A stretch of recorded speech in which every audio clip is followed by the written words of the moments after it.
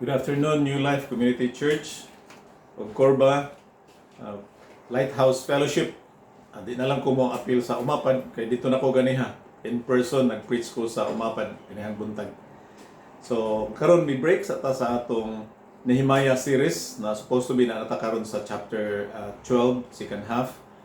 Onya, tungod kay ang okasyon karong adlaw, November 1, All Saints Day. Onya, ugma po November 2, All Souls Day.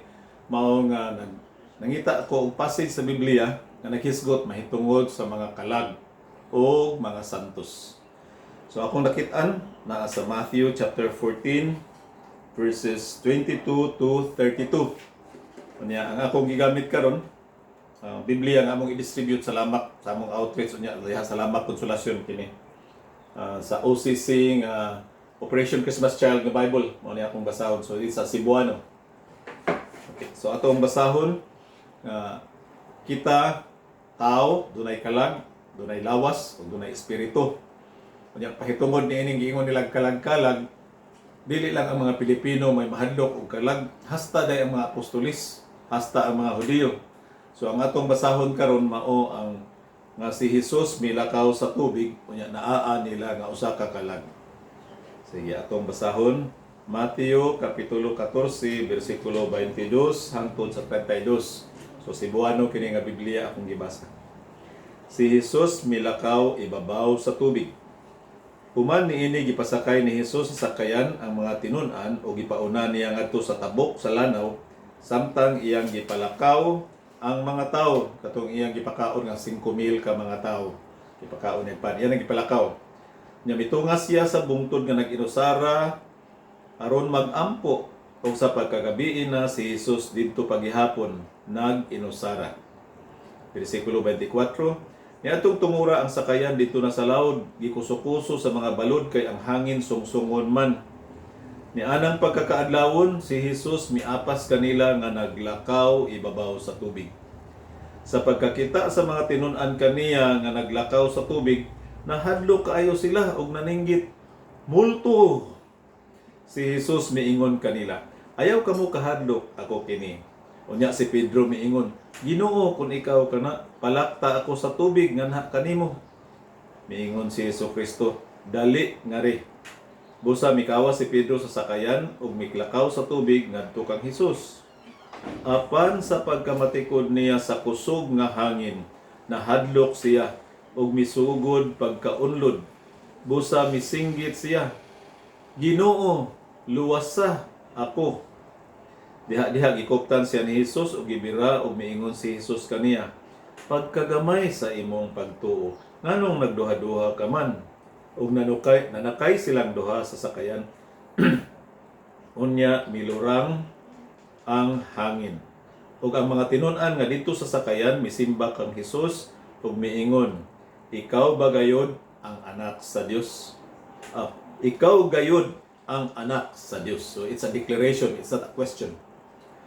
So maghisgot kita karon og mga ghost story, pero dili angay kahadlukan kay unsay naagyod sa Biblia. So sa ato nang giingon ang mga Pilipino daghan kayo mga tinuhuan mahitungod aning mga multo, no? Gani do na ko lista sa akong na-research gabi sa ginatawag og Filipino folklore characters. 12 pud ni kabuok, mura pud ni 12 ka apostolis, no?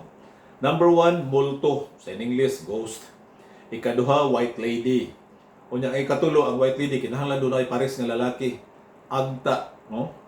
So ang agta itong kuno ning lalaki unya magsigarilyo ana sa ibabaw sa kahoy, ana sa ilawom sa kahoy, unya balibuon. Unya kay ang white lady ug ang agta parisan ko nagbata. So naay duwindi. Unya number 5, either engkanto, diwata, or fairy. Kana kuno mga engkanto wala kuno na sila lawom-lawom diri. Unya ang ilang buhok medyo murag buhok sa mais, may pagka brownish. Unya ang ilang kuno mga skin pution. Unya maigo kani kuno sa adlaw musinaw ang ilang mga panit. Mao kuno yung mga engkanto. Unya number 6 kining sigbin, kanang giingon nga murag kanggaro. Unya magsig ambak-ambak or else og maglakaw man gani paatras kuno ni siya maglakaw. Then number 7 kining ampay ani niya kining mga magdos. So magsige ning ambos sa mga magdos kining tianak Kay kaunon kuno ni ang anak nga naa sa ilawom sa tiyan, mao ni mga tinuhuan. Unya ikawalo, aswang or ungo. So kining mga aswang ang paborito ani nga pagkaon dili spaghetti, dili humba. Kana jud kunong mga ilawom sa lawas sa tawo nya kinahanglan tawo nga patay kay mas lami kuno na ang kanang mga naa sa ilawom, mga atay, mga tinai, kasing-kasing, harigudila o unsa pa na nga mga internal organ sa tawo mao ni paborito kuno ning kanon aning aswang or ungo. Number 9, kining manananggal, no? Ang tirada pud aning mga nananggal kana pud kunong mga mabdus kay ang kaunon ani nga paborito kanang fresh from the oven o gikan yun sa kanang tiyan kanang naa pay inunlan kay apilon kuno ni kaon sa manananggal. Number 10, wakwak. Number 11, kiki. Number 12, santilmo. Now kining 12 ka buok dili ni mga apostolis sa kangit-ngit kundi mo ni gikahadlukan sa mga Pilipino. Kung atong i-appeal sa Europe na ay vampira o Dracula. Kung apilo na to ang gikahadlukan sa Amerika na ay zombie. Kining zombie tinuod ni pero dili ko ni pareha ng zombie sa sini nga mamaak og tawo acting na po na mga igsoon. So again, sa ako lang na eksperyensyahan aning 12 ka buok nga gihinganlan nga mga gipang mga istorya labi na og kalag-kalag, no, mga ghost stories. Ang akong na-experience kining wakwak, kikik, santilmo. So kanang wakwak sound ra madunggan ana sa DNR pa ko nag-field work mi sa bukid. 50% sa akong trabaho sa DNR on field. Adto mig mga bukid, manood mig mga langob, kay tan-awon do na bay guano, do na bay phosphate, mga anak mi sa suba, do na bay sa naggrabe nga deposit. Yung say mangulit mi sa among gipuy-an nga balay, usually barangay kapitan, mga alas 6 na o alas 7 gabi. Nya ato mi sa bukid, kabukiran sa Negros, sa Bohol, ya sa Tuburan, nya uban pa nga mga lugar. Sa Sikihor, pwede po. Makabati lang tayo na, wak, pero wak ko'y nakita. Unya, kanang kikik, nakakita ko, pero ay bao mga igsoon, gagmay kayo nga mga kwaknit. Nga ang tingog, anak may, kikik, no? Dili angay kahadlukan. Mga gagmay nga kwaknit, nga manggawas na, mga alas 5 sapon, alas 5:30. Unya, kining santilmo, mao po to ang akong na-experience dito sa Alegria. Ika-40 ko no to kapangadji sa akong mama. Pero akong mama saved to ka namatay ha. Bisan to og tignubina to sa iyang panahon sa mga kalag sa purgatorio, mga nubina sa mga santos. Pero sa kaluoy sa Ginoo, sa diha nga nalaygay ni siya siyang cancer, ang akong inahan may dawat ni Jesus. Namatay nga malipayon, malinawon ug assured sa heaven. Nya kung mo lagi kay Catholic family, sa ika-40 ka adlaw nangadto na pud mi sa iyang lubong dito sa Alegria kay dito man siya sa Alegria gilubong. Nya pagkagabi kami mga anak o mga pagkumangkon dito kami nangatulog sa baybayon kay doon na may resort ang ilang munisipyo dito. Pagkakaadlaw na mo ako nakita nga ibabaw sa dagat dunay ni saka nga kanang kalayo, bluish o yellowish, mura siya og kanang Chilean or gasol, mura kanang sa butane gani ninyo nga lingin. Unya mura siya og gialsa nga kalayo gikan sa dagat nga murag waiter ba nga nagdada sa iyang mga pagkaon. Unya gikan didto pasaka siya padulong diri sa baybayon. Unya ako gusto na pud unta ko nga mogunit kay excited ko nga makagunit na gyud ko og santilmo. Unya padung ko didto magpalayo siya nako hangtod nga di nako kapas kay mudagan ang ako una man siya pud nga mo palayo nako. Pagkabuntag na ang akong bayaw nga taga Alegria akong gipangutan mao na ba toy santilmo? So mao na to kay bawo ka Benji ug imo pa tong gidiretso siya apas adto ka padung sa minteryo kay minteryo na dasunan ko mao ba? So mga igsuon nakakita kog assurance nga kita nga mga anak sa Dios ang mga santilmo dai mo ay mahadlok kanato. Ang mga dautan nga espiritu nga niya naglakaw-lakaw sa kalibutan, naglupad-lupad sa kanya katurang nga hulog sa langit, mahadlok da ito na po. Salamat sa Ginoo. No? So, unsa may atong antidot o unsa may atong pangontra niining mga multo, mga dili ingon nato, mga white lady, unsa pa na nga gikahadlukan sa mga Pilipino, labi na panahon sa kalag-kalag, mga Halloween characters, mga horror stories, mga ghost stories, mga salida nga mga maghatag kanatong kahadlok unya nag-popularize na hinuon sa gahom sa kangitngit. So naa kana makita nato ang atong pangontra, ang atong unsay atong isagang niining mga kahadlok niining mga daotang espiritu. Naa sa 1 Juan 4:4 ngadto sa 6, no? So ganiha nakita nato sa gibasa nga ang mga Hudiyo mismo mga apostoles nangahadlok og multo nalisang kay laliman kanang naglutaw sa dagat. Nya nagbarog nga usa ka tawo. So ilang gitawag nga multo. Pero si Hesukristo dai kadto. So akong basahon ang antidote niining mga kahadlok nato sa mga dili ingon kanato og mga multo. Okay. Ini sa 1 Juan 4. In English lang niya kay sa akong cellphone. 1 John 4 kunya 4-6. Okay. So mani ang gibasa diri akong basahon. Little children, you are from God. You and have overcome them, no? For he who is in you is greater than he who is in the world. They are from the world, therefore they speak from the world, and the world listens to them. We are from God. Whoever knows God listens to us. Whoever is not from God does not listen to us. By this we know the spirit of truth and the spirit of error. So mga tao nining kalibutan nga wala mapuy sa Espiritu Santo, daghan kayong mga patuo-tuo. Daghan kayong mga tinuhuan sa mga butang, mga espiritual, mga dili makita nga makahadlok kanila.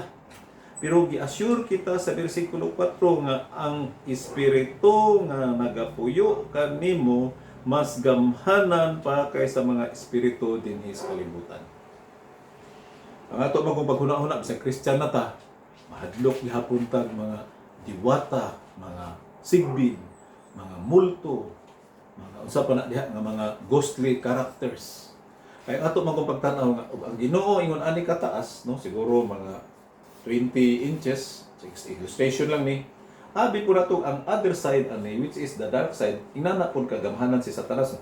Basta good, Ginoo. Unya ang bad anak si Satanas. So equal mao nay atong sayop nga pagtuo mga igsoon. O inani kataas ang atong Ginoo, kana sila si Satanas, ingon ana ang mga demonyo gagmay, mas gagmay pa ni Satanas. Kay hierarchy man na sila. Ang ka-level ni Satanas dili ang Ginoo mismo.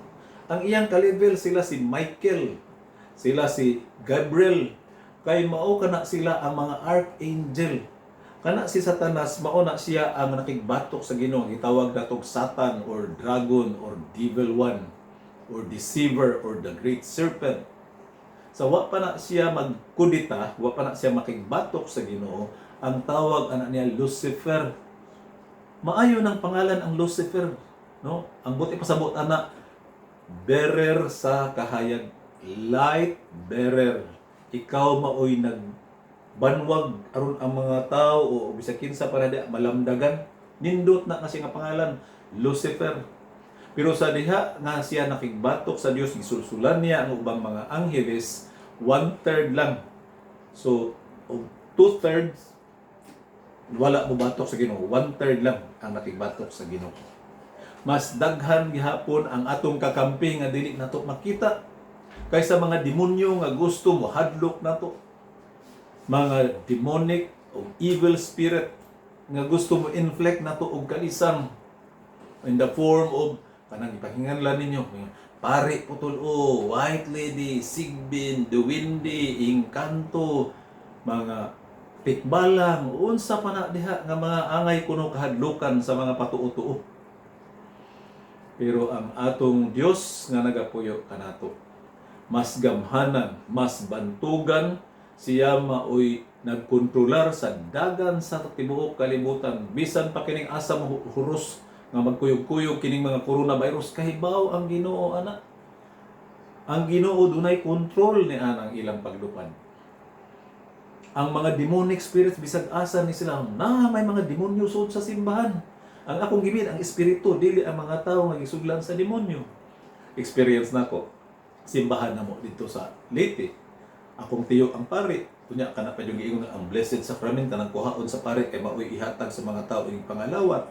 Ako akong magwam og duha ka buhi sa akong tiyo nga pari, naami diha mga tulong sa ubos. Usa ka adlaw ana, kaming upat nagdungan mig urong. So nagtuog yun ko nga ang demonic spirit bisag asa di na siya na Blessed Sacrament di ko mopaduol diha. Na diha estatwa sa santos di ko mopaduol diha. Ko ana siya simbahan na sa Bible Baptist, sa Methodist, sa Pentecostal di ko mosuod diha. Bisan asa naagi na sila. Tamo kaning simbahan sa Word of Life. Ang uban maingon na ako ni magsigsit-sit-sit, na ako ni magtingog-tingog. Ang ubang mga helper, di na lang ko mo nabaho anang simbahan na. Akong personal experience sa Word of Life, nagtuon ko sa library. Nagtuon ko sa akong wali. Ang puntahan sa library, medyo miabli o gamay. Iapas na ko, abi na ko kinsay naglili. Unya, pag igo na ko, tatos kusina, miabli na po ang kanang kuan, ang pultahan dito, padung na sa gawas. Murag na ay may gawas, ngawa ko kakita. So nakaingon ko nga, doon ay mga beings nga dili na to makita og bisan asa kana sila mga igsoon. Kana sila mga demonic spirits nga gihug gikan sa langit. Na disqualify nga mookupar dito sa langit tungod kay sila nakigbatok sa Dios.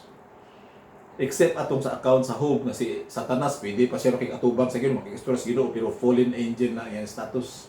Mao to sa akong Job nga tan-awa ang akong alagad nga si Job. Faithful gihapon siya kanako. No? So mo nakikistorya si Satanas niya dito. Kaya nagsabay-sabay siya diri sa kalibutan niya. Makaadto gihapon siya sa Ginoong Amahan. Makaistorya gihapon siya. Pero balik ta sa atong topic karon. Ang mga multo dili angay kahadlukan. Kay ato nang gibasa ganiha sa atong bersikulo nga ang naa kanato, no? Bersikulo 14. He who is in you, nato tanan, is greater than he who is in the world. Maurag yun na angay natong inumduman mga igsoon. Og doon na kay mga kahibudngan, doon na mga magtingog-tingog diha, doon na mga kasikas, nga maka-inflect nimo og fear. Kung ikaw maglakaw sa kalsada, ikaw rang usa, doon na murag kanang kahibudngan, makapanlibaw sa balhibo. Ang imong in the name of Jesus, sa ngalan ni Jesus o sa balaan niyang dugo, pahawa demonyo. Maurag yun na, mahadlok na sila anak mo, palayo na nimo. O ikaw usab gipuy-an sa Espiritu ni Jesucristo, balaan ka, santos ka. Sila mo palayo kanimo, pareha sa akong experience sa Santil mo dito sa Alegria. Nga gusto ko magpaduol, kay gusto ko mugunit anak, o bugnaw ba na? Curious lang ko. As an engineer, bugnaw ba ning kayo ha? Kay mingon man sila, ang Santil mo, init, ang uban po mingon bugnaw. Gusto ko asag yung tinuod anak. Di man ako magunitan kay nagpalayo. So ang mga santil mo mahadlok na to, mga demonyo mahadlok na to, mga agta, white lady, unsa pa na diya, mahadlok na to. Labaw nagmugamit ta sa balaang ngalan ni Hesukristo. Ug ato na silang manduan sa ngalan ni Hesukristo ug sa iyang gamhanan nga dugo, hawa o layas. Dili kita angay mahadlok kay magkinatawa ang mga demonyo, mga igsoon. Okay, so na hope na nahuman na ta sa atong topic, mahitungod ni ining mga kalag sa kalag-kalag. Kay mura nag-glorify na sa gahom sa mga demonyo. Dili mag-glorify ang Ginoo na kung mahadlok ta kanila. Ari na punta sa Todos Los Santos. Okay? November 1, All Saints Day. November 2, All Souls Day. Nya sa atong account nga gibasa ganiha, nahadlok sila og kalag. Padayon ta sa istorya. Si Jesucristo daay kadto unya miingon si Pedro, kung ikaw kana Ginoo palakwa ako mando, ikahibaw si Pedro nga gamhanan ang tingog sa Dios. Nakapabangon gud siya ni Lazarus. Nabanhaw gud si Lazarus, pinaagi lang sa mando sa Ginoo. Mandu'i ko. Okay, come. So sa diha nanaog si Pedro sa sakayan. Unya ang dagat nakahold na niya, mura nagsolid ang dagat. Naglakaw siya sa dagat. Pero na-divert yung attention. Nalunod siya. Pero karon na mo, ni akong gusto nga emphasize. Dito sa Baruto, o sa Sakayan, kinsa may tuwa dito. Santiago, mga kauban niya. 11 sila tanan. Bibiya ang usa. Ang nabilin dito, si Santiago, si Juan, si Andres, si Felipe, Bartolome, Mateo, Tomas, si Santiago, nga anak ni Alfeo, si Taddeo, og si Simon the Zealot, og ika-12 si Judas Iscariote. Pangutana ko nimo mga igsoon. Kinsa man ang gisampit ni Hesukristo nga ni Pedro nga makaluwas niya? Miingon ba siya, Santiago, San Mateo, San Bartolome, kinsa pa ning ubang mga santos, San Felipe, luwas ako. Maubay iyang gihatag nga ihundlo ka na to? Kundili niyo siya, Ginoo, luwasa ako. Mga igsoon, sa akong background nga Katoliko, aron kita dili offensive sa kanila, sa ila, ang atong pagdili, atong inaon. Ang mga santos importante.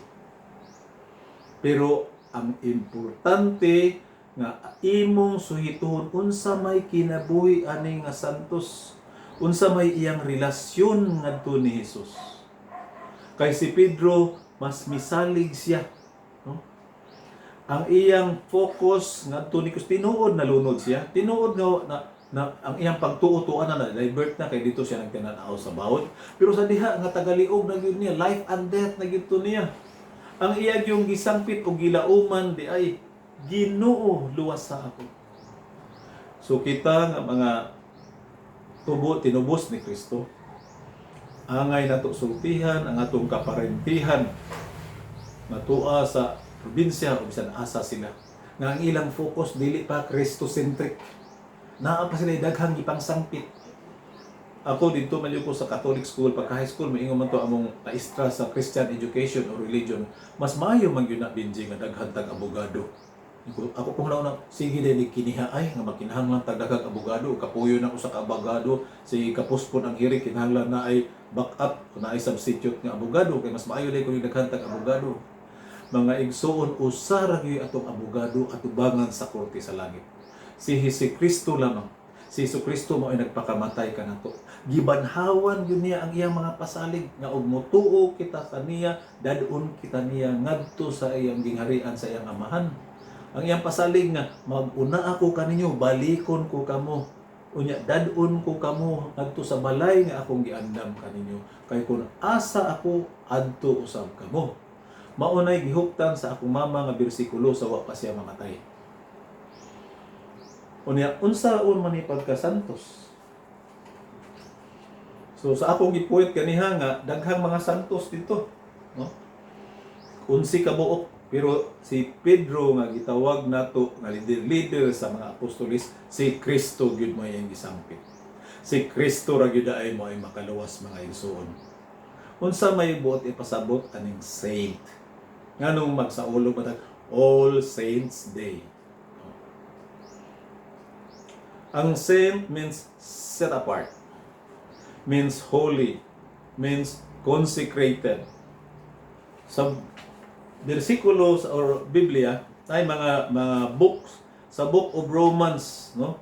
Mingon, to all in Rome, bersikulo 7, who are loved by God and called to be saints. Ginatawag nga santos. So kung kinsa man ka nga gipuy-an da sa espiritu ni Kristo, ikaw usab santos. Ako mahimo ko kabinhamin mako, San Binhamin. Ang akong asawa Liberty, Santa Liberty. Ang akong anak na si Jared, San Jared. No, qualified ay kita nga tawgon og saints. Kay we are loved by God, called to be saints. Unya padayon, grace and peace to you from God our Father and from the Lord Jesus Christ.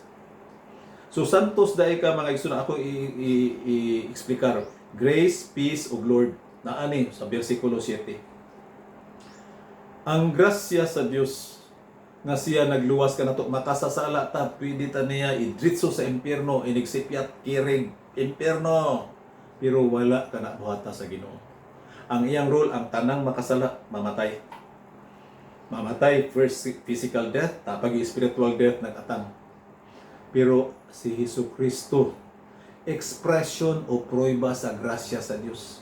Imbes kita maoy ilansang sa krus, kita maoy maglukdo sa krus, kita maoy bunal-bunalan atong flagellum. Nga grabe ito nga klase nga bunal Dito pareha sa atong mga lulo nga kanang ikog sa pagi nga igo lang mutusok ang portion nga mga sting sa ikog sa pagi.